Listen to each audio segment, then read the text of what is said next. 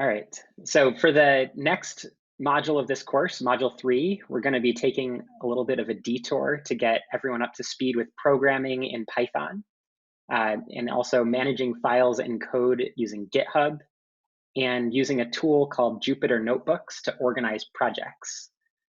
There's a lot of material in this module, and so I'd like us to spread it over the next 2 weeks. If you're brand new to programming, I suspect there's going to be a relatively steep learning curve. And if you're an experienced programmer, I suspect you're going to find this module a bit slow, although I hope you'll still get something out of it. But to help me get a sense of where you all fall on that spectrum, can you use the Zoom reactions again to send a yes if you've programmed before and a no if you haven't? And it's fine if your programming experience is not with Python per se. I just want to get a general sense of like where we're at. Okay.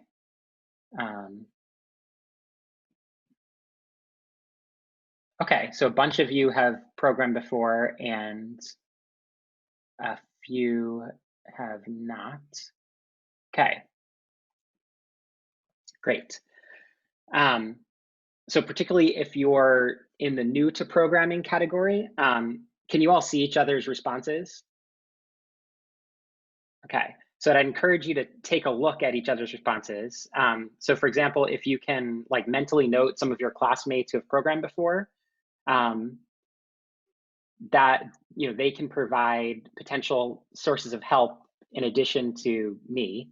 And I also want to introduce another resource who's going to be helping out for the rest of this term as a teaching assistant, Paxton Fitzpatrick. Paxton, do you want to say a quick hello or? Oh, you have to unmute yourself. We can't hear you. It's my first time trying this Zoom classroom thing. Hi, I'm Paxton. I'll just kind of be around helping out whenever class with programming stuff. I know it can be kind of a lot to just pick up programming along the way as part of a class, especially if you haven't really done much of it all before. A bit about me, I'm a 19, so I graduated last spring.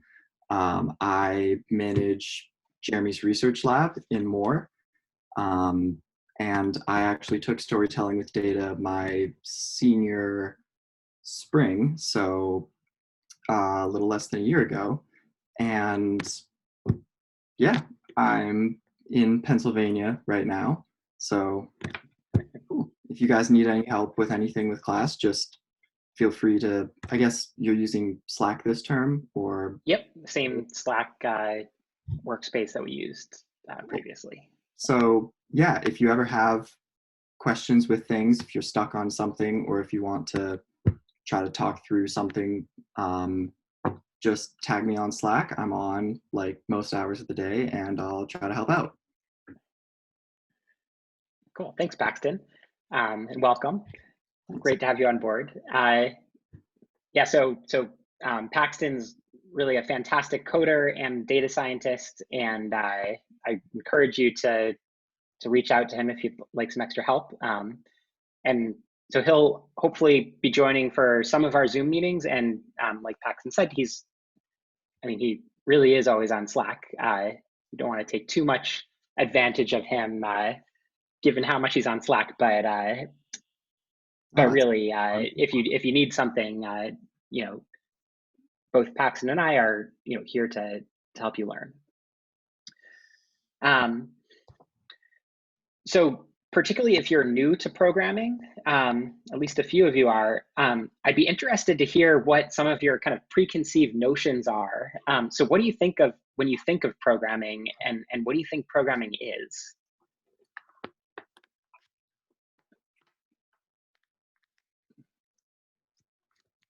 Does anyone want to like say something?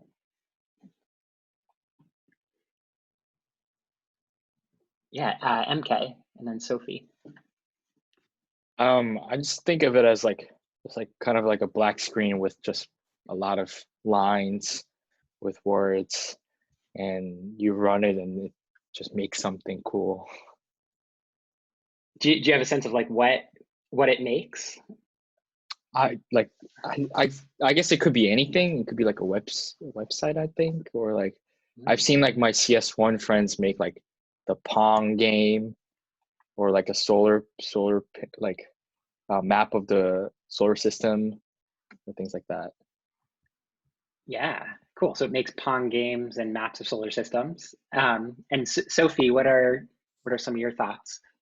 Yeah, I feel like most of my exposure to coding is from like seeing my friends in CS1, and like a lot of them really struggled with that. So I feel like I definitely have like the notion that it's really hard to learn. So yeah, but I guess kind of like similar to what MK was saying, just like you can kind of like make anything from it with your code. So that's kind of my understanding.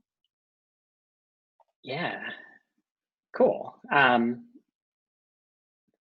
How about for students who have programmed before? What do you think of when you think of programming? Anyone want to share?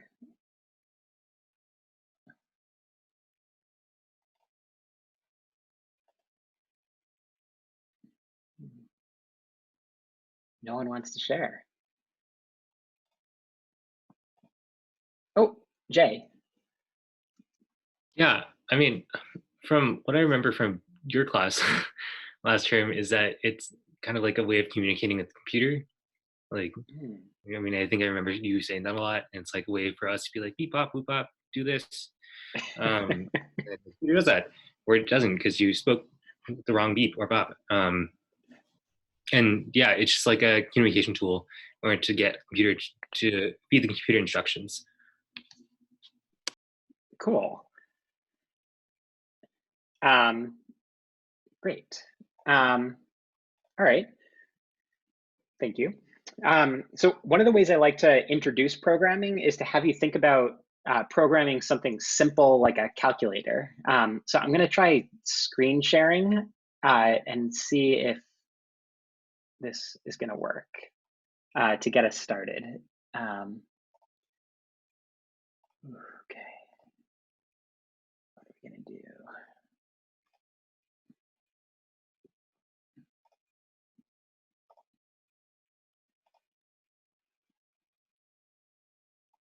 Okay. Can you all see that? Oh, yes. Okay. Wonderful. So before we dig into Python, there's a simpler language that I thought we could start with to introduce some of the high-level concepts. So let me paste in this website.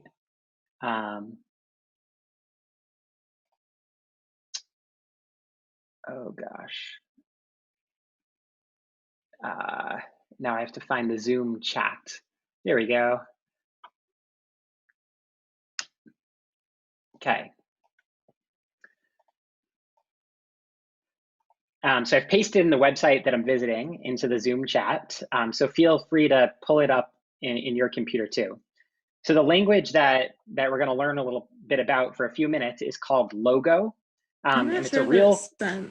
Yeah, I don't not see it sure either. it's sent. Ah, geez, I just sent it to myself. That it sent to me. How's that? That's silly. Okay, now you have it. Okay. I knew which website I was visiting. Okay. So Logo is a real computer language, but it's mainly used as a training tool.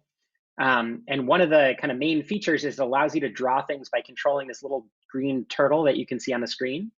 And there's some basic commands that we can start off with. Can everyone see the turtle? Great.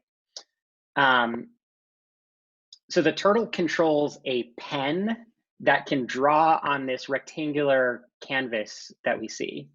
And when the pen is in the down position, the turtle is going to draw a line when it moves. And when the pen is in the up position, the turtle can move without drawing a line.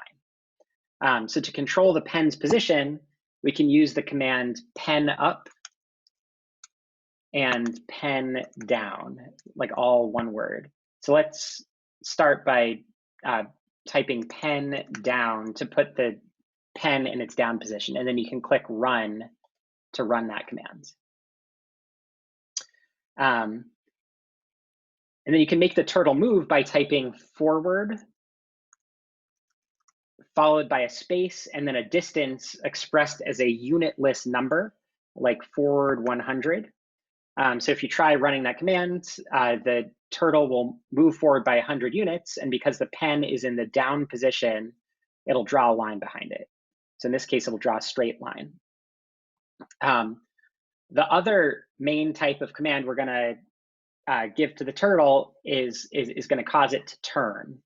So the left command makes the turtle turn counterclockwise, and the right command makes it turn clockwise. So to run the command, type left or right, followed by a space, and then the amount to turn expressed in degrees. So for example,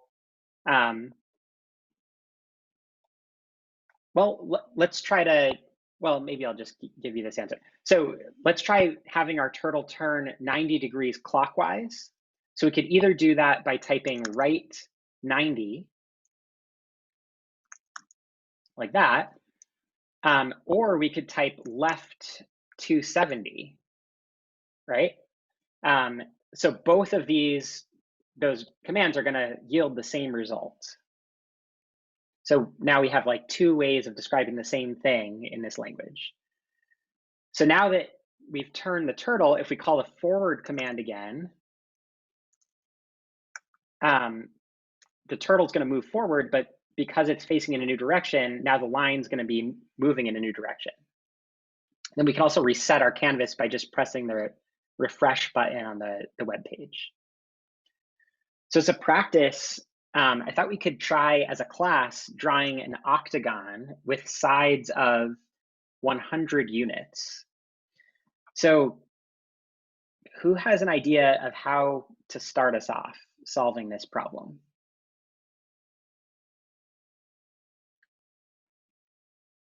Or who knows anything about octagons that might be helpful?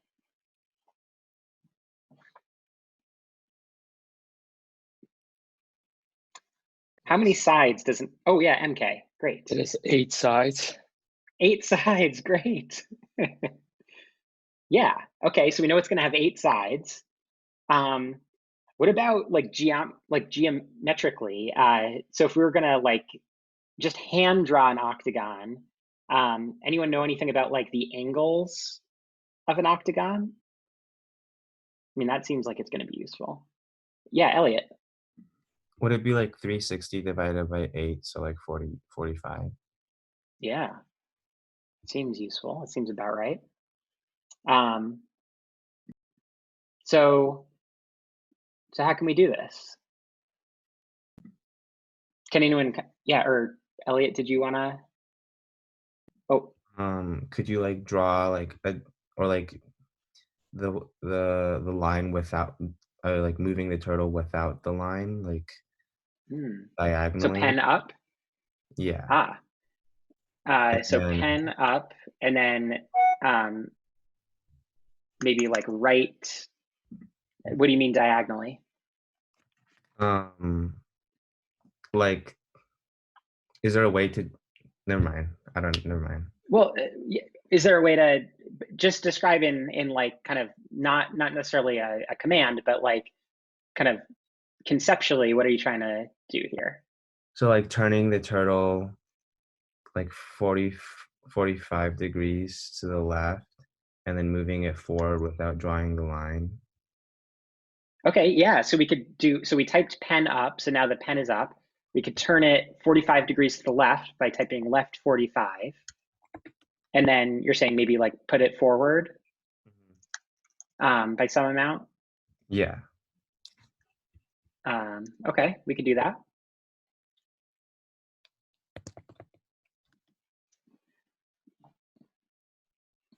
Who has another idea? Yeah, what should we do next?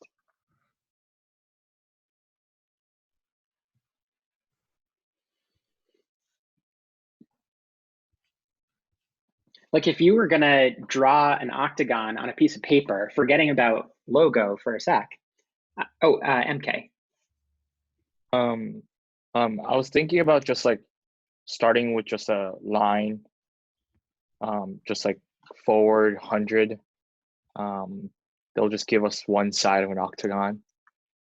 And then from there, we can start drawing around it with like, I think each angle between the sides are 135. Like the angle of the octagons. So you turn it around like how many degrees? Like some amount. 180 minus 135, right? Yeah. So yeah, so we so we turn it, and then should we turn it left or right? What? I guess turn it 45 around, I guess. Left or right, would you say? It wouldn't necessarily matter in the beginning. I guess we could go right. Okay. Okay, so right 45, and then what? What should we do next? Shouldn't we just repeat? So forward 100, right 45, forward 100, right 45, forward 100, right 45. This looks like it's working. Forward 100, right 45, forward 100, right 45, forward 100, right 45, forward 100. Cool. Yay.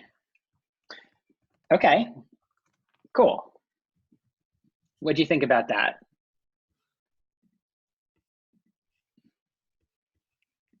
That makes sense? Okay. Any questions? Okay. So now think about how you might draw more complex shapes or pictures. So in the logo language, you need to describe those shapes as sequences of commands. So if you picture like trying to figure out what those commands should be, you have to sort of picture in your mind where the turtle is going to be at the end of each command. And then you put yourself in the turtle's like frame of view to decide which command goes next. And then you can check your work by actually running the sequence of commands and seeing if the picture looked like what you thought it would. Like in this case, it looks like an octagon, so we know that we've succeeded. And you can do pretty interesting looking pictures. Like it has some sample programs here, but like this is the logo description of a tree, for example. That's pretty cool. Or you could do like the logo description of a fern. Yeah, so you can get pretty fancy. So who's used a graphing calculator before? Great. So if you used a graphing calculator before, you might have encountered something sort of like the experience of programming in Logo. So to compute something complicated, instead of controlling where a turtle is going or facing, you might instead execute a series of commands that assign particular values to one or more variables. And then you like manipulate those variables in an equation that you type in. And then you might even like make a graph by plotting one variable against another. The major way we'll be writing Python code in this class is using a tool that's really similar to the Logo language and also to like kind of the idea of a graphing calculator. So we're going to be organizing code in what are called Jupyter notebooks. So let me share this notebook with you.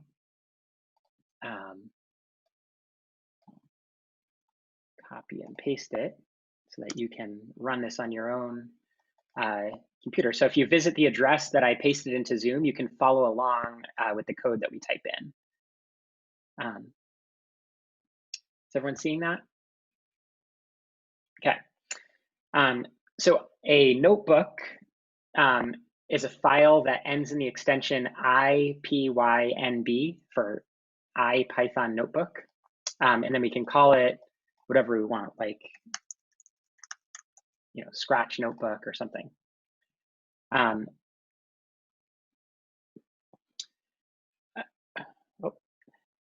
sorry, got a visitor here. Okay. Thanks. Okay, so if you visit, or you're right. So there are two types of cells in notebooks. So a notebook consists of one or more organizational units called cells, and there are two types of cells: code cells, which you can create using this command here, and then this button here, and then text cells, which you can create using this button here. Code cells contain code that we can run, and that can produce outputs like text or figures. And then text cells contain formatted text. Text cells can also include images that we link to or paste in. So these notebooks are a really powerful and convenient tool for doing data science because they provide a platform that combines documentation, analysis, and results all in one place. So one way of using these notebooks is just like you've seen if you've used a graphing calculator. So you can type in an expression like 360 divided by 8, and then you press Shift and Return to evaluate it. It takes a little while to run the first command. And then the answer gets printed out. You can also have Python remember some values by assigning what are called named variables. So we can, for example, try assigning x the value of 10 like this. And now x has become its own valued entity that we can print out or manipulate. Like just calling x will print out the value 10, and then we could like say, x plus 3 will print out 13.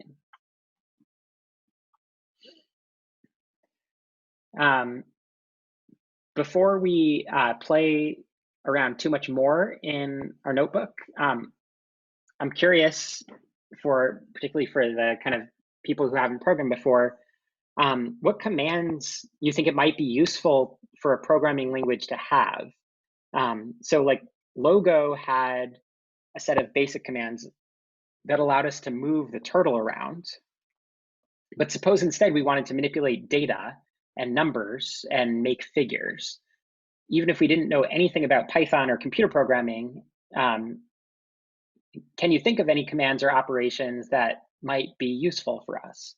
Or can you think of where you might start off yourself if someone were to give you a bunch of money and told you, like, make up your own programming language?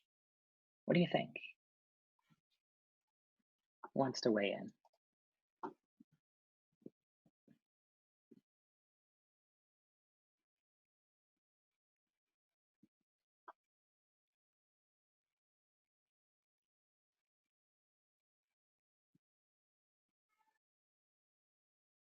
Interesting. All right. Well, keep thinking about it. One type of construct that we have available to us in a programming language is called an operator. So I've drawn some operators here. One of them is this kind of slash. That means you divide the number on the left by the number on the right, and then you output the answer. The equal sign in Python is called the assignment operator. It takes whatever's on the right, which can be a simple expression like the number 10 or something more complicated. And it can have parentheses. And assigns the value of that whole expression to the variable on the left. Other operators that are used commonly are like addition, which is the plus sign, subtraction is the minus sign, multiplication is the star symbol, division we already saw is the slash. Another interesting one is called modulus. So it says when the number on the left is divided by the number on the right, what's the remainder? That's kind of an interesting one, and that's represented by the percent sign. There's also the power operator or the exponent operator. So like 4, and that's represented by star star. So 4 raised to the second power would be 16. And then another really useful operator is called the equality operator. It says whether the thing on the left is equal to the thing on the right. So like 3 equals 3, those are equal, so that is going to print out true, that they're the same. But then 3 equals 2 is going to print out false. So you might have heard that like computers represent everything as zeros and ones. Zeros and ones are called bits. And from an information theory perspective, a bit is the answer to a single yes/no question. A 0 stores the answer no or false, and a 1 stores the answer yes or true.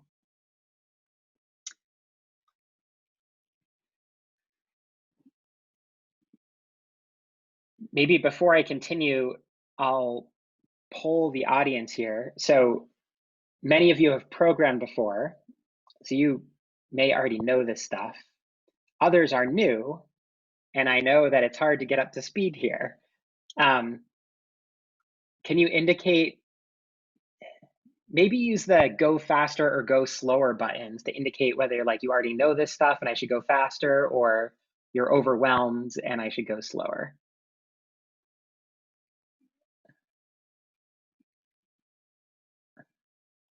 What if this is a good pace? Oh,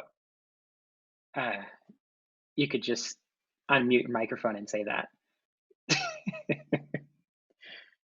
Okay.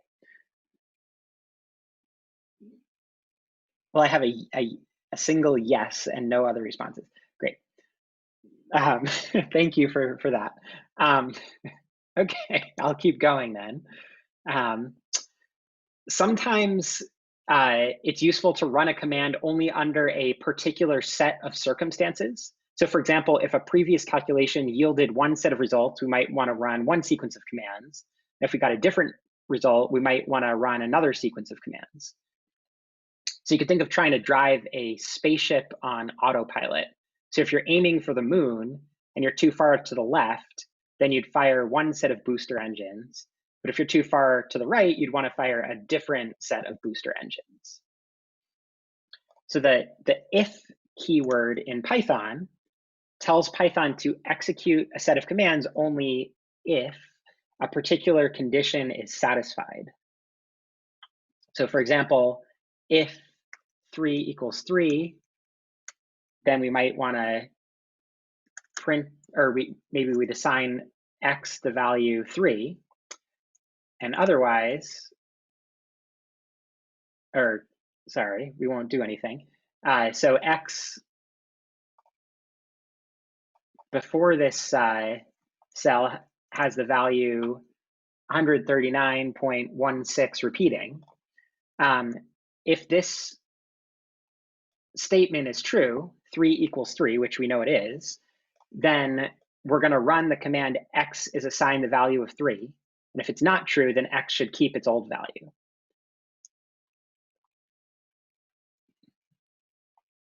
There we go. We can also define one or more alternative circumstances that we want to check for using the elif keyword, which stands for else if.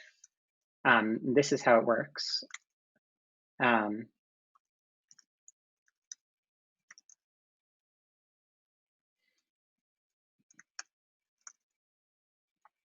Oops.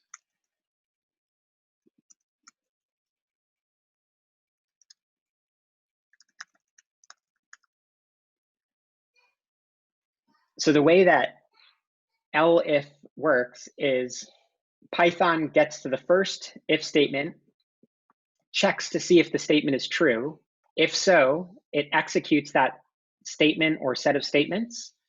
Otherwise, it checks the next elif statement and executes the first one that's true, going from top to bottom. Oh, Philip, yes, did you have a question? Comment? Yeah, Professor, are we supposed to be able to see what you're doing on the link that you sent as well? I was hoping you'd be able to, but can you not see it? No, it has a different name as well. Lovely. Yeah. Well, thanks for pointing that out. No problem. That's useful. Okay. Does that link work?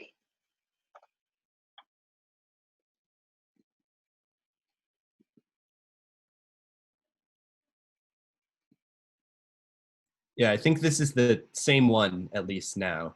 I think you have to send a command for us to see it, though. I can see it. Huh. It's the only Mira command.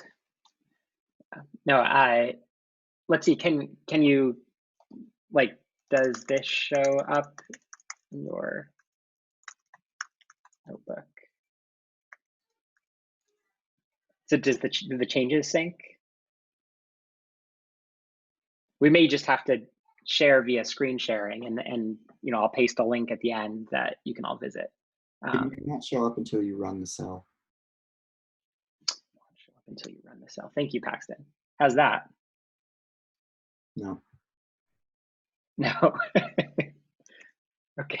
All right. I just reloaded Oh. the page and it showed, but that Okay. I feel like it's gonna be unhassle. Every time we have to reload. Okay. So how about this? Why don't you, if you want to create your own notebook to like to play around with, visit this address that I've just pasted in. And otherwise, or in addition, you can follow along with what I'm doing by just watching the screencast.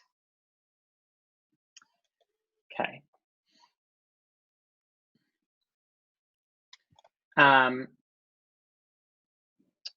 Right. So with if and elif, Python first evaluates to see whether the if expression is true. If so, it executes that set of commands, which could be one or more commands, separated by new lines and indented by one from the start of the if statement, one tab. If that expression is not true, like if this was a 2, 3 equals 2, then it moves on to evaluate the next elif expression, which in this case is 4 equals 4, which is true. And so then the body of that elif expression gets executed. Once you get to the first statement that's true in this sequence, the rest of those statements are not considered or evaluated. Python just jumps out of that whole block. So if this statement is true, this statement here will just never get executed, even if it's true. Does that make sense?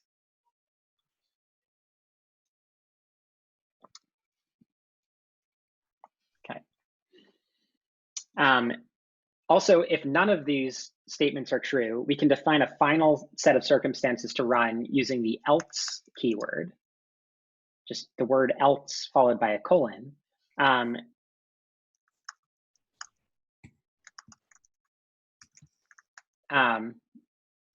And that executes if none of the previous conditions were true. So we can make that run like so. Okay. Any questions on that? Great. Okay. Another really useful thing to do, and the other kind of major programming construct that's common across many programming languages is to come up with convenient ways of repeating a command several times. So, for example, suppose that we wanted to print out the word hello 10 times. So you could do that in Python using the print command, like this. Oops. And then if I wanted, I could copy that statement 10 times, 2, 3, 4, 5, 6, 7, 8, 9, 10. And that would just run the same thing again and again. But a much more efficient and elegant way of repeating a command is to use something called loops. There are two types of loops. A for loop executes a command for a particular number of times or for a particular set of items. And then a while loop keeps executing a command while a particular set of conditions holds true. So let me show you an example of how for loops and while loops could work.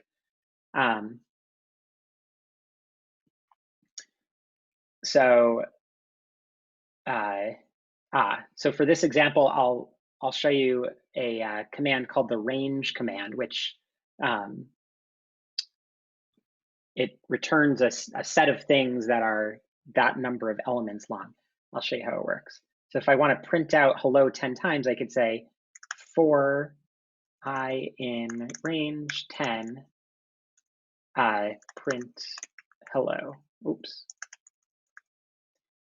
And this loop will execute 10 times, once for each item in this set, and print out hello. So let's see what it does. There we go. And then I could easily extend that to, print out hello 4 times by just changing this one number. Or I could change the inside of that loop, and that changes every instance of running that command.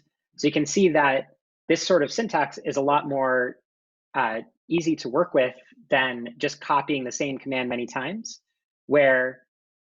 because it allows me to make changes very easily without, with a minimum of rewriting code that I've already written. The way a while loop works is, well, here's the syntax.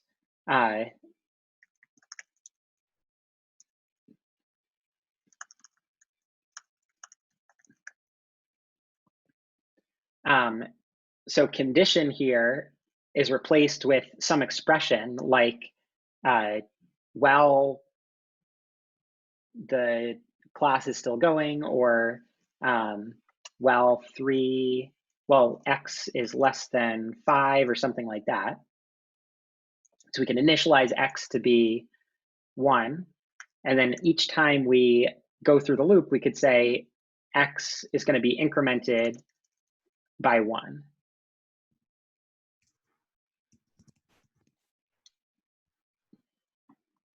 And now, each time we go through the loop, the value of x changes. And so after some number of times going through this loop, this condition stops holding. And now x is going to be equal to 5. And this condition is false, so Python exits out of it. Any questions on loops, for example, from those two examples?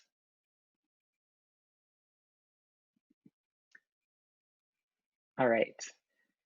So if you're new to programming, I would guess that your brain might be feeling a little bit overwhelmed and full right now. So I'd like to wrap things up. Also, if you're feeling panicked, particularly if you're new to programming, it's important to keep your panic in check at this stage. So if you're feeling completely lost, that's a very normal and common feeling when you're learning any new skill, including programming. But particularly for programming, as at least one of you brought up, there's some additional, I think it was Sophie, there's some additional psychologic baggage associated with programming where there's kind of a fear or a discomfort associated with it for whatever reason. I promise that you're going to be able to learn how to program soon if you are able to put in the time. But I'd encourage you to try your best to channel your feelings of confusion into specific questions whenever you can, and go easy on yourself if you're feeling lost. So I'd like you to start going through the Module 3 material, and why don't you get as far as you can with setting up, getting set up on Collaboratory and GitHub by working through the tutorial material, and then if you're new to Python, please work on getting through as much of the Python material as you're able to until you get stuck. And on Wednesday, I'm going to leave the class meeting time completely unstructured so that we can spend the full time answering your questions and getting you all unstuck. And then I'm thinking we'll either keep Friday unstructured as well, or I'll go through some more Python basics using Collaboratory like we started to do today. But we can evaluate on Wednesday how to best use Friday's class. I've also added a link to assignment 3 to the course outline, which will, and actually we'll have that due, I guess, 2 weeks from Monday. No, yes, 2 weeks from Monday.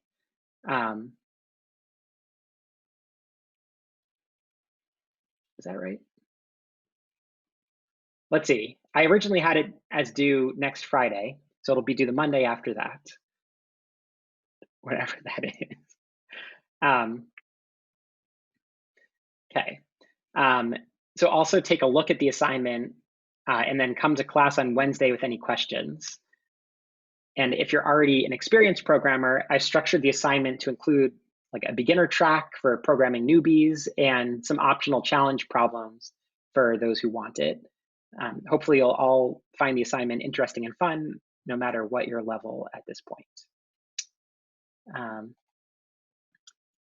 Any questions before we close for today? All right, wonderful. Well, I'll see you on Wednesday then. Be well.